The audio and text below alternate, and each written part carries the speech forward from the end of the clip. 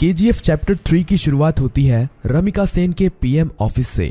रमिका सेन को एक ऑफिसर बता रहा होता है कि पिछले 3 सालों से रॉकी ने विदेशों तक अपना बिजनेस फैला दिया था और इंडोनेशिया और अमेरिका में भी उसने कई इलीगल काम किए थे।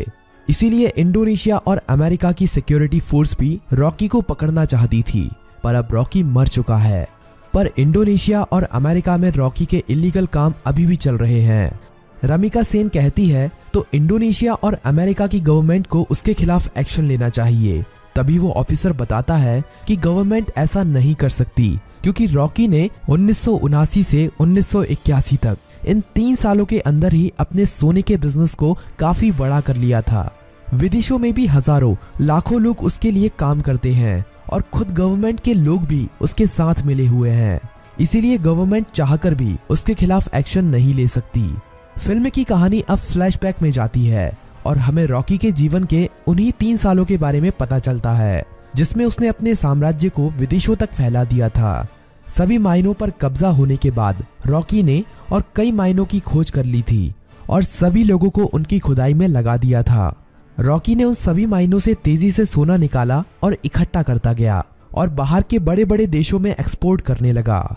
रॉकी को विदेशों से काफी बड़े बड़े ऑर्डर आने लगे जिनको पूरा करने के लिए उसने खुदाई को और तेज करवा दिया था।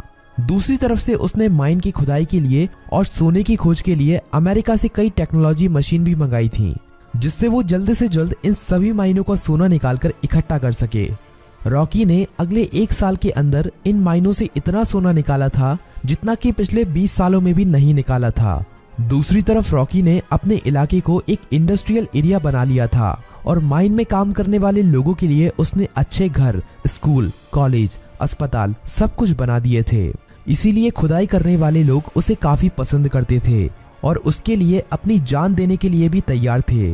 धीरे धीरे करके रॉकी का साम्राज्य बड़ा ही होता जा रहा था। विदेशों में सोने का एक्सपोर्ट करते करते रॉकी की जान पहचान भी विदेशों की सरकार से भी हो गई और सरकारों के कई लोग रॉकी के साथ मिल गए। रॉकी कई बार इंडोनेशिया और अमेरिका में भी गया था। वहां पर भी उसने अपने सोने के साम्राज्य को काफी बड़ा कर लिया था।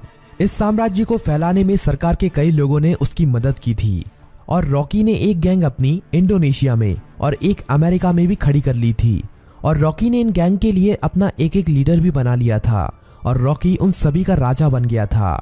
इस तरह से रॉकी ने अपने साम्राज्य को विदेशों तक फैला दिया था। अब कहानी फ्लैशबैक से बाहर आती है और हमें दिखाया जाता है कि जब रमिका सेन ने भारत में रॉकी के साम्राज्य को खत्म कर दिया था और रॉकी अपना सारा सोना लेकर समुद्र के बीच में चला गया था, वहां पर रॉकी ने इंडियन नेवी को खुद मैसेज करके उसे मारने के लिए कहा था। तब इंडियन नेवी ने रॉकी के शिप पर मिसाइल छोड़कर रॉकी को मार दिया था, पर रॉकी वहां पर मरा नहीं था।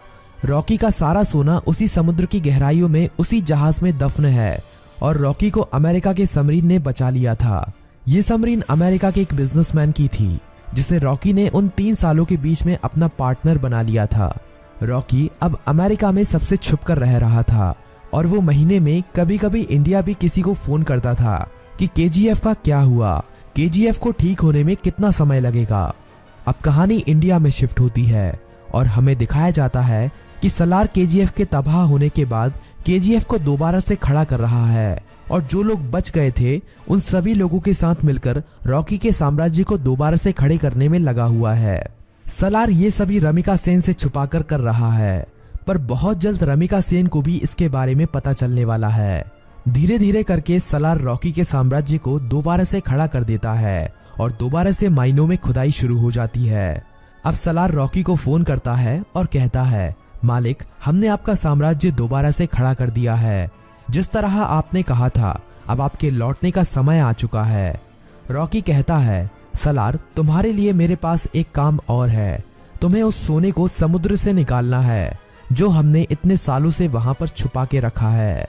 वो हमारी माइनों से ही निकला हुआ सोना है। इसे हमें किसी भी कीमत पर समुद्र से निकालना है।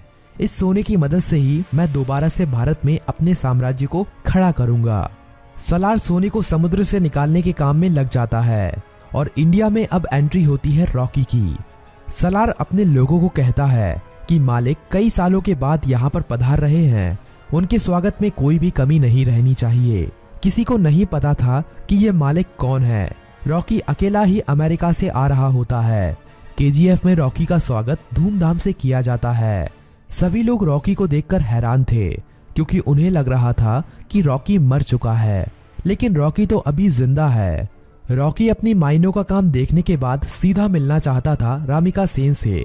सलार कहता है कि हम भी उसके साथ चलेंगे, पर रॉकी कहता है कि नहीं, मैं अकेला ही मिलने जाऊंगा। रॉकी अकेला ही अपनी रोल्स रॉयल कार में जा रहा होता है। तभी नाके पर पुलिस उसे पकड़ लेती है।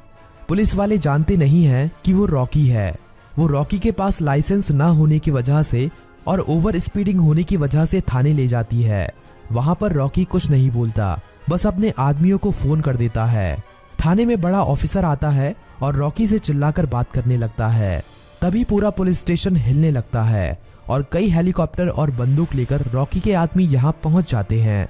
उन आदमियों से एक आदमी रॉकी का लाइसेंस लेकर थाने के अंदर आता है और पुलिस को लाइसेंस दिखाता है।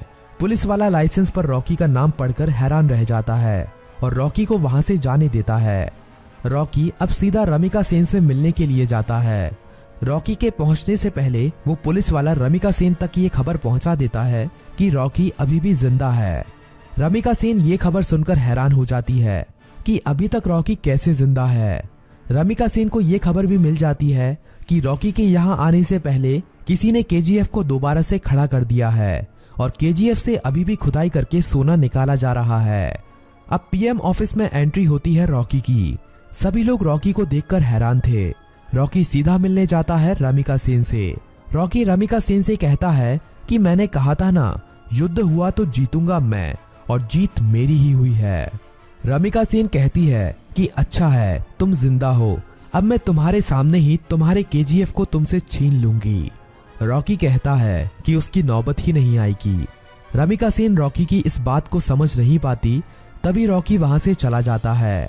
अगले कुछ ही दिनों में रॉकी रमिका सेन की सरकार गिरा देता है और सरकार में अपनी पार्टी को जिताकर अपने आदमी को प्रधानमंत्री बना देता है। रॉकी अब दोबारा रमिका सेन को फोन करता है और कहता है कि अब क्या करोगे, अब तो तुम्हारी सरकार भी नहीं रही। रमिका सेन कहती है कि अब मेरी जिंदगी का एक ही मकसद है, तुम्हारी मौत। रमिका सेन रॉकी के सभी दुश्मनों को इकट्ठा करती है। रमिका सेन इनायत खली से भी हाथ मिला लेती है और जितने भी रॉकी के देश विदेश में दुश्मन थे सभी को इकट्ठा करके रॉकी को मारने का प्लान बनाती है। रॉकी को मार पाना आसान नहीं था। रॉकी जितना अकेला खतरनाक था उससे ज्यादा खतरनाक उसके गैंग के लोग थे। रमिका सेन को इंडोनेशिया और अमेरिका की गवर्नमेंट से भी सपोर्ट मिलता है, लेकिन रॉकी जानता था कि रमिका सेन उसके केजीएफ को तबाह करने में अपना पूरा जी जान लगा देगी।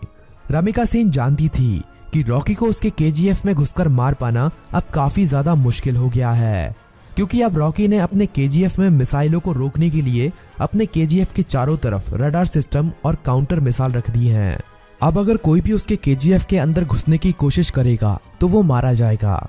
रमिका सेन जानती थी कि रॉकी को मारने के लिए उसको केजीएफ से बाहर निकालना पड़ेगा और अकेले रॉकी के मरते ही उसका सारा साम्राज्य खत्म हो जाएगा।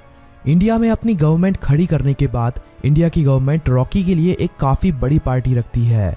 इस पार्टी में विदेशों के बड़े बड़े बिजनेसमैन, बड़ी बड़ी गवर्नमेंट के लीडर आते हैं। रॉकी की सिक्योरिटी के लिए इस पार्टी में काफी ज्यादा सिक्योरिटी लगी हुई थी। रॉकी पार्टी में पहुंच जाता है। थोड़ा नाच गाना होने के बाद पार्टी में एंट्री होती है रमिका सेन की। रॉकी से थोड़ी बातचीत करने के बाद रमिका सेन कहती है कि अब समय आ गया है कि तुम्हारे साम्राज्य को यहीं पर खत्म कर दिया जाए। पर तभी रॉकी के चारों तरफ हजारों लोग उसके ऊपर बंदूक तानकर खड़े हो जाते हैं। रॉकी की खुद की गवर्नमेंट उसे धोखा दे देती है और विदेशों से आए हुए बिजनेसमैन भी उसकी मौत का तमाशा देखने के लिए वहां पर आए हुए थे।